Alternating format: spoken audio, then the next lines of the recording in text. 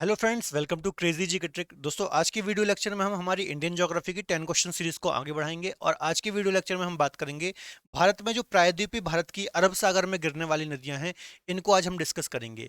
और इस टॉपिक से जहां से भी एग्जाम में क्वेश्चन पूछे जाते हैं बार बार, उसी टाइप के क्वेश्चन मैंने आज यहाँ पर कवर किए हैं, तो आप वीडियो को अंत तक जरूर देखिए। इसके अलावा ये आज हमारा 17वां लेक्चर रहेगा। इससे पहले 16 लेक्चर ऑलरेडी हमने कंप्लीट कर लिए हैं। तो जिन भी बच्चों ने प्रीवियस वीडियो नहीं देखा है, तो आप हमारी 10 क्वेश्चन सीरीज को फॉलो कर सकते हैं। किसी भी एग्जाम में रिवीजन के लिए बहुत अच्छी ये सीरीज है। ठीक है, चलिए सीधे हम पहला क्वेश्चन देखते हैं। देखिए, पहला क्वेश्चन है बच्चों, इनमें से कौन सी नदी भ्रंश घाटी में प्रवाहित होती है या फिर रिफ्ट वैली में प्रवाहित होती है? कई बार बच्चों, सैकड़ों बार ये क्वेश्चन एग्जाम में पूछा गया है। ठीक है, काफी इंपॉर्टेंट क्वेश्चन है, मोस्ट इंपॉर्टेंट क्वेश्चन है, इसमें आप डबल स्टार लगा सकते हैं। तो कौन कौन सी नदियां हैं जो भ्रंश घाटी में बहती हैं? ठीक है, तो नर्मदा नदी भ्रंश घाटी में बहती है, रिफ्ट वैली में बहती है, बिल्कुल सही बात है। ठीक है, ताप्ती नदी भी बच्चों भ्रंश घाटी में बहती है, जबकि जो मांडवी नदी है ये गोवा रीजन में बहती है, ये कोई भ्रंश घाटी में नहीं बहती है। तो इसका आंसर हो जाएगा बच्चों ए और बी दोनों, है ना। डी आंसर इसका बिल्कुल सही हो जाएगा। ये दोनों नदियां भ्रंश घाटी में बहती हैं। ठीक है, भ्रंश घाटी क्या होती है बच्चों? किसी भी भूभाग का जब बीच वाला हिस्सा नीचे धंस जाए, है ना, अवतलित हो जाए, इस प्रकार से ये कोई भूभाग है और इसका ये बीच वाला जो हिस्सा है ये नीचे धंस गया है। ठीक है, तो इसको हम क्या बोलते हैं? इसको हम भ्रंश घाटी बोलते हैं, रिफ्ट वैली बोलते हैं। और जब यहाँ पर कोई नदी समय के साथ प्रवाहित होने लगे, तो इसको हम बोलते हैं भ्रंश घाटी पर बहने वाली नदियां। इस पूरे के पूरे टॉपिक में बच्चों एक मैंने पूरा लेक्चर बना रखा है, geography by Sahu sir playlist में देख सकते हैं, भ्रंश घाटी में बहने वाली नदियां कौन कौन सी हैं। ठीक है, तो वो वाला लेक्चर आप जरूर देख लीजिए। ठीक है, चलिए देखिए, कौन कौन सी नदियां भ्रंश घाटी में बहती है, तो एक बार मैं आपको और रिवाइज करा देता हूं।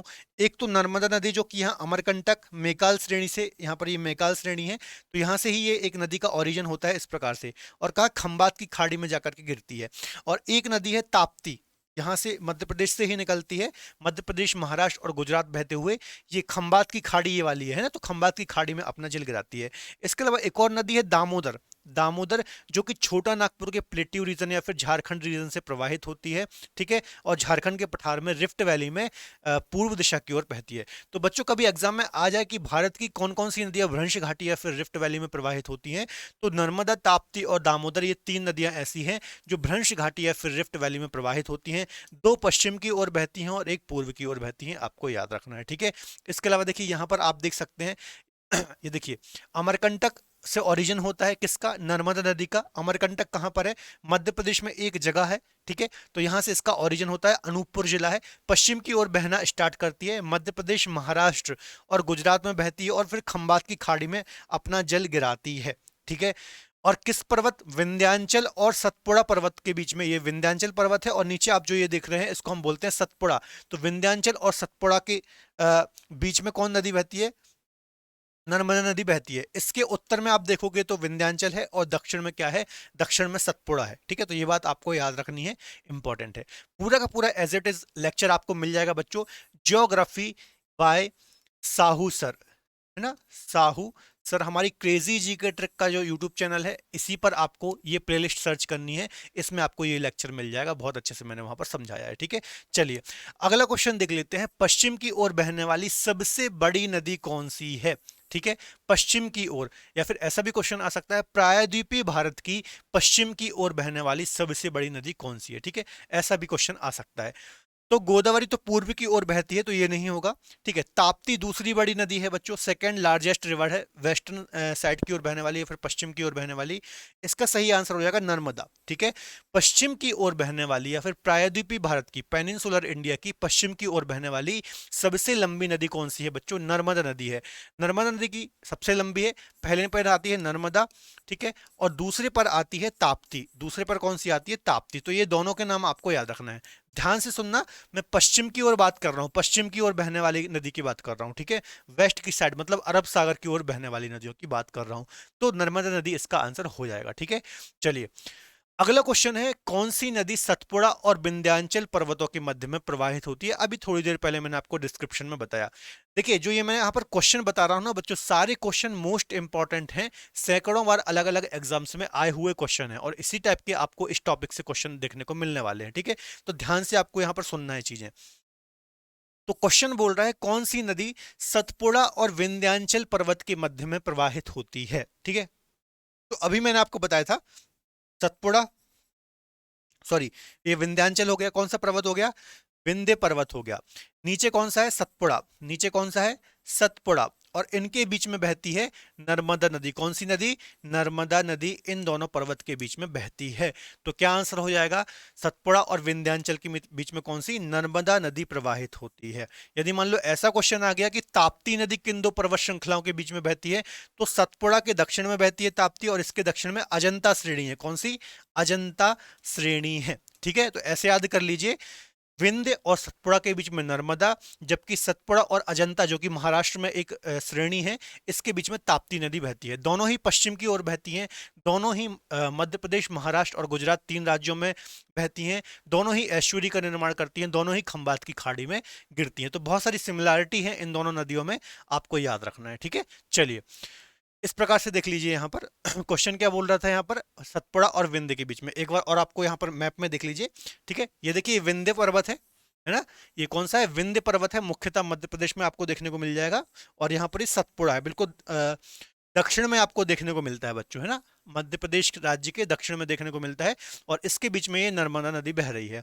और यहाँ पर देखिए अजंता श्रेणी है, अजंता और सतपुड़ा के बीच में यहाँ पर आपको मुल्ताई बैतूल से निकलती है ताप्ती नदी।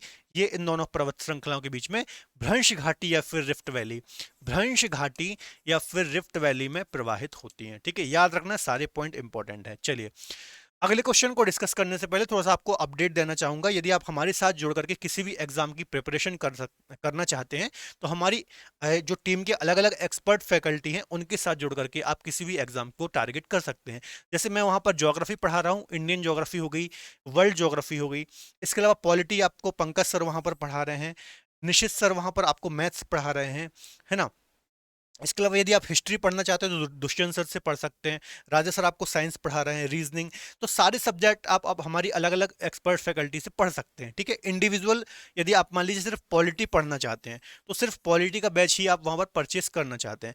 मान लीजिए पूरा आप जीएस का फाउंडेशन बैच पढ़ना चाहते हो तो आपको एक जीएस का फाउंडेशन बैच भी वहां पर मिल जाएगा। ठीक है, तो ये सारी फैसिलिटी दी गई हैं। आपको हमारी क्रेजी जीके ट्रिक की एप्लीकेशन को डाउनलोड करना होगा, सारी डिटेल आपको वहां पर मिल जाएगी। किसी भी प्रकार की क्वेरी के लिए ये व्हाट्सअप नंबर भी यहाँ पर दिया हुआ है। ठीक है, इसके अलावा अभी 23 जनवरी 2023 से, है ना, हमारा एक नया बैच स्टार्ट हुआ है जिसको हम बोल रहे हैं आरंभ बैच। ठीक है, ये एक जीएस फाउंडेशन का कोर्स रहेगा, बहुत ही अच्छा फाउंडेशन बैच है बच्चों, हर एक एग्जाम के लिए ये कारगर होने वाला है। ठीक है, तो आपको देखना है, बहुत सारे फीचर हैं इसमें, जैसे लाइव और रिकॉर्डेड क्लासेस मिलेंगी, बायलिंगुअल नोट्स मिलेंगे, टॉपिक वाइज टेस्ट सीरीज मिलेंगे। ठीक है, तो ये भी आपको याद रखना, ये नया बैच हमारा अभी लॉन्च हुआ है तो इसको आप ज्वाइन कर सकते हैं। ठीक है, बहुत ही अच्छा कंटेंट आपको मिलेगा। लेकिन एक बात याद रखना, ये जो हमारा बैच लॉन्च हो रहा है ये हमारी जो दूसरी एप्लीकेशन है, रूट एप्लीकेशन है ना, तो यहाँ पर ये लॉन्च हो रहा है। इसके अलावा रूट एप्लीकेशन पर आपको डिफरेंट सब्जेक्ट भी पढ़ने को मिल जाएंगे। मैं आपको आपको वहाँ पर ज्योग्राफी के बैच मिल जाएंगे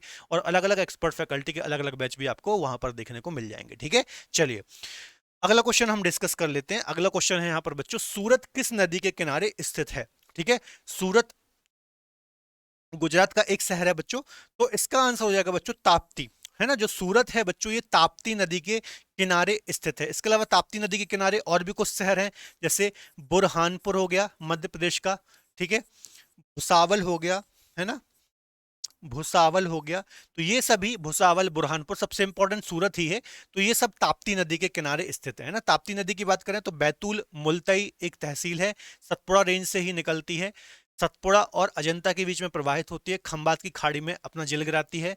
724 किलोमीटर बच्चों इसकी लंबाई है, पश्चिम की ओर बहने वाली दूसरी सबसे बड़ी नदी है। इसके अलावा यह भी एस्चुरी का निर्माण करती है, ज्वार नदमुख का निर्माण करती है। आपको इस टॉपिक को डिटेल में पढ़ना हो तो इसका पूरा मैंने लेक्चर बहुत ही डिटेल में बना रखा है, आप पढ़ सकते हैं। ठीक है, geography wise Sahu sir playlist में। चलिए अगला क्वेश्चन है बच्चों, अमरकंटक से कौन सी नदी का ओरिजिन होता है। ये भी बच्चों मोस्ट इंपॉर्टेंट क्वेश्चन है, कई बार एग्जाम में क्वेश्चन आया हुआ है। ठीक है, तो अमरकंटक से कौन कौन सी नदियां निकलती है, तो नर्मदा नदी तो निकलती है बच्चों, बिल्कुल सही बात है ना। सोन नदी भी निकलती है, जबकि ताप्ती नदी नहीं निकलती है ना। तो इसका आंसर हो जाएगा ए और बी दोनों, मतलब नर्मदा और सोन, ये दोनों नदियों का ओरिजिन कहां से होता है बच्चों, अमरकंटक से ही होता है। देखिए मध्य प्रदेश राज्य जो है बच्चों, मध्य प्रदेश में, पूर्वी मध्य प्रदेश में आप देखोगे मेकाल श्रेणी है। मेकाल श्रेणी किसका हिस्सा है, जो मेकाल रेंज है बच्चों, ये सतपुड़ा पर्वत का ही पूर्वी विस्तार है ना, ये पूरा सतपुड़ा पर्वत है, ये सतपुड़ा पर्वत है, इसका जो पूर्वी विस्तार है इसको हम मेकाल रेंज बोलते हैं। यहां पर ही अमरकंटक प्लेट्यू, अमरकंटक रीजन से अनूपपुर जिला आता है मध्य प्रदेश का, यहां से नर्मदा नदी निकलती है और पश्चिम की ओर प्रवाहित होती है इस प्रकार से।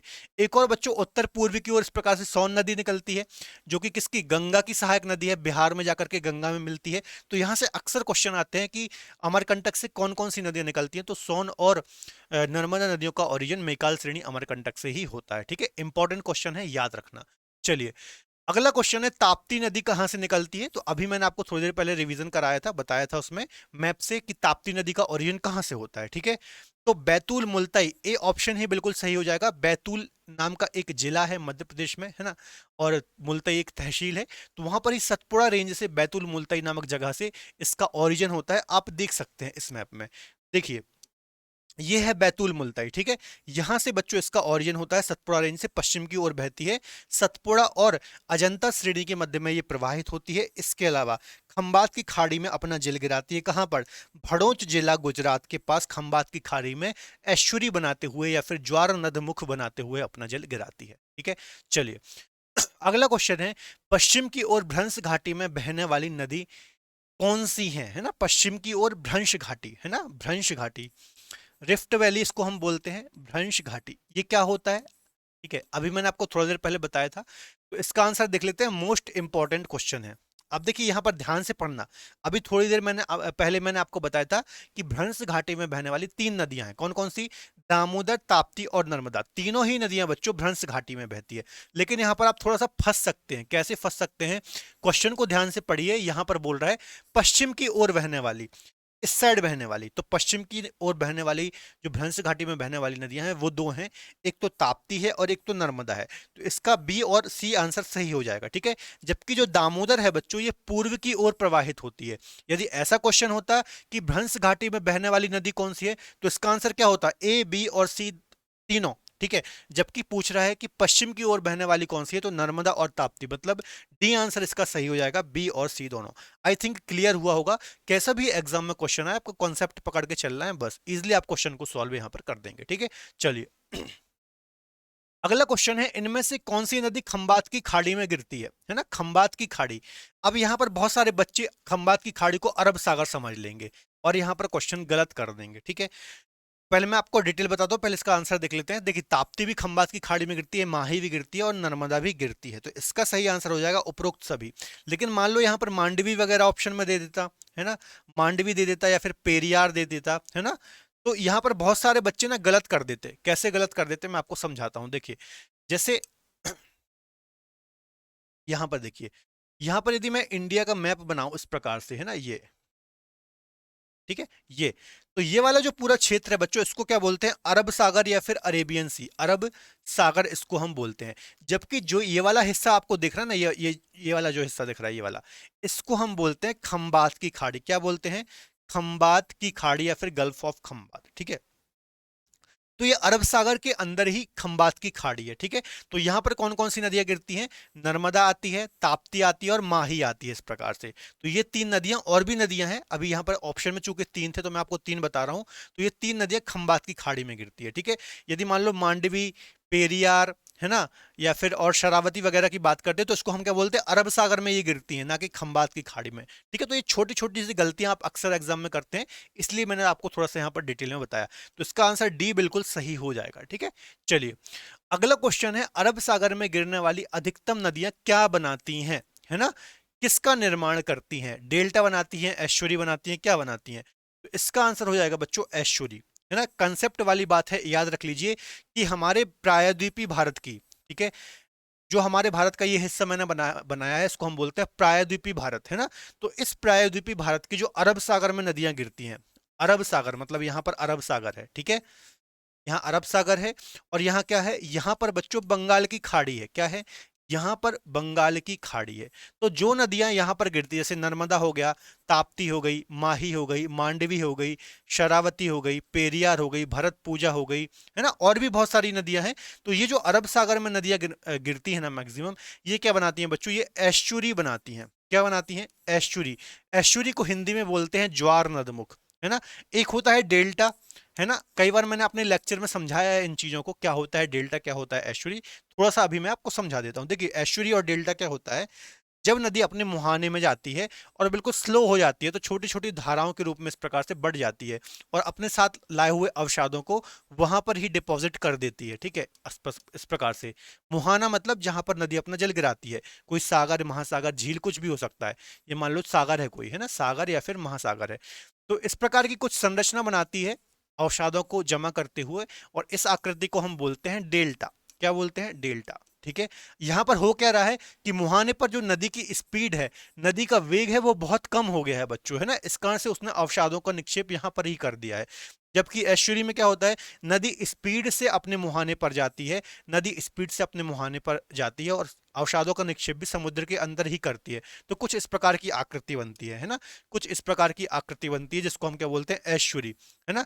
अब देखिए यहां पर यदि इस प्रकार की आकृति होती, यहां पर इस प्रकार की, है ना, यहाँ पर इस प्रकार से बीच में अवसादों का यदि निक्षेप होता तो इसको हम क्या बोलते, इसको हम बोलते डेल्टा। ठीक है, तो ये बात आपको याद रखना है ना, पूरा डिटेल में लेक्चर देखना तो ऑलरेडी लेक्चर है, आप देख लीजिए वो वाला, आपको प्लेलिस्ट में मिल जाएगा। अगला क्वेश्चन देख लेते हैं। अगला क्वेश्चन है बच्चों, इनमें से कौन सी नदी अरब सागर में अपना जल गिराती है। ठीक है, चलिए देख लेते हैं। मांडवी अरब सागर में गिरती है, शरावती भी अरब सागर में गिरती है, ताप्ती भी अरब सागर में गिरती है, महानदी बंगाल की खाड़ी में गिरती है। ठीक है, ब्राह्मणी भी उसी साइड जाती है। तो इसका आंसर हो जाएगा बच्चों 1, 3 और 2, है ना, 1, 2 और 3, सी आंसर इसका सही हो जाएगा, 1, 2 और 3। ठीक है, तो अभी मैंने आपको थोड़ी देर पहले बताया नर्मदा, ताप्ती, मांडवी, ज्वारी, माही, पेरियार, भरतपूजा। ठीक है, तो ये सभी जो नदियां हैं बच्चों, ये कहाँ गिरती हैं, अरब सागर में। एक बार देख लीजिए, और भी नदियां यहाँ पे मैंने बताई हुई हैं, कौन कौन सी नदियां गिरती हैं। देखिए साबरमती आ गई, है ना, माही हो गई, इसके अलावा नर्मदा हो गई, ताप्ती हो गई, मांडवी, ज्वारी, शरावती, भरतपूजा, पेरियार। ये सभी नदी कहाँ गिरती हैं बच्चों, यहाँ अरब सागर, अरेबियन सी में अपना जल गिराती हैं। ठीक है, जबकि एक महानदी थी वो यहाँ पे बंगाल की खाड़ी में गिरती है, और ब्राह्मणी नदी भी यहीं पर अपना जल गिराती है, कहाँ पर, बंगाल की खाड़ी के साइड अपना जल गिराती है। ठीक है, चलिए अगला क्वेश्चन देख लेते हैं, बहुत ही इंपॉर्टेंट क्वेश्चन है। इनमें से कौन सी नदी अंतः स्थलीय अपवाह तंत्र का निर्माण करती है। अंतः स्थलीय अपवाह तंत्र मतलब क्या होता है, ऐसी नदी बच्चों जो समुद्र या फिर सागर, सागर, महासागर, है ना, तक अपना जल नहीं ले जा पाती। ठीक है, सागर, महासागर तक अपना जल नहीं ले जा पाती, मतलब मान लीजिए कहीं से इसका ओरिजिन हुआ, है ना, और बीच में ही ये समाप्त हो गई, है ना, बीच में ही कहीं स्थली भाग में ही कहीं विलीन हो गई, है ना, इसको हम बोलते हैं अंतः स्थलीय अपवाह तंत्र। तो इसका आंसर क्या हो जाएगा, इसका आंसर हो जाएगा बच्चों ए, लूनी नदी। लूनी नदी जो है बच्चों, ये अरावली श्रेणी पुष्कर वैली के आसपास से निकलती है, कहाँ प्रवाहित होती है, राजस्थान, और फिर उसके बाद गुजरात जाती है, और गुजरात में कच्छ के रण में, गुजरात में कहां पर, कच्छ के रण में ही बीच में समाप्त हो जाती है, समुद्र तक नहीं जाती। ठीक है, तो इसको हम बोलते हैं अंतः स्थलीय अपवाह तंत्र। ठीक है, तो याद रखना, अंतः स्थलीय अपवाह तंत्र कौन नदी बनाती है, तो लूनी नदी बनाती है। काफी महत्वपूर्ण नदी है, कहाँ की, राजस्थान की। ठीक है, चलिए अगला क्वेश्चन है, इडुक्की डैम किस नदी पर स्थित है। काफी महत्वपूर्ण डैम है, बार बार यहां से एग्जाम में क्वेश्चन आते हैं। तो इडुक्की डैम बच्चों कहां पर है, केरल राज्य में स्थित है, केरल राज्य में। और किस नदी पर है, तो केरल में एक नदी बहती है, पेरियार नदी। तो पेरियार नदी में ये डैम स्थित है, आपको याद रखना है। और ये भारत का एक आर्च डैम है, इस प्रकार के शेप में ये डैम है ना, यहाँ पर दो पर्वत हैं और बीच में ये आर्च डैम इस प्रकार शेप में है। ठीक है, एग्जाम में ऐसा भी क्वेश्चन आता है, इनमें से कौन सा आर्च डैम का एग्जाम्पल है, तो कौन सा डैम है बच्चों, इडुक्की डैम, ये एक आर्च डैम का एग्जाम्पल है। तो ये बात भी आपको याद रखना है। ठीक है, तो फिलहाल बच्चों आज के लेक्चर में इतना ही। मैंने आपको यहाँ पर 12 क्वेश्चन, है ना, मैंने यहाँ पर आपको 12 क्वेश्चन डिस्कस कराए हैं, जो कि बार बार एग्जाम में जहां से क्वेश्चन पूछे जाते हैं ना, इससे रिलेटेड कुछ महत्वपूर्ण डिटेल भी बताई है, जिससे आपका एक रिवीजन हो गया होगा कि अरब सागर में जो नदियां गिरती हैं इनकी क्या विशेषताएं हैं, है ना। इससे रिलेटेड एक लेक्चर भी बता रखा है मैंने, मतलब भ्रंश घाटी से रिलेटेड, तो वो भी आप जाकर के देख सकते हैं। तो फिलहाल आज के लेक्चर में इतना ही। यदि आपको आज का वीडियो लेक्चर पसंद आया हो तो प्लीज़ वीडियो को लाइक करें, इसके अलावा अपने दोस्तों के साथ शेयर जरूर करें। मिलेंगे अगले बेहतर लेक्चर में, तब तक धन्यवाद, अपना ख्याल रखें, जय हिंद।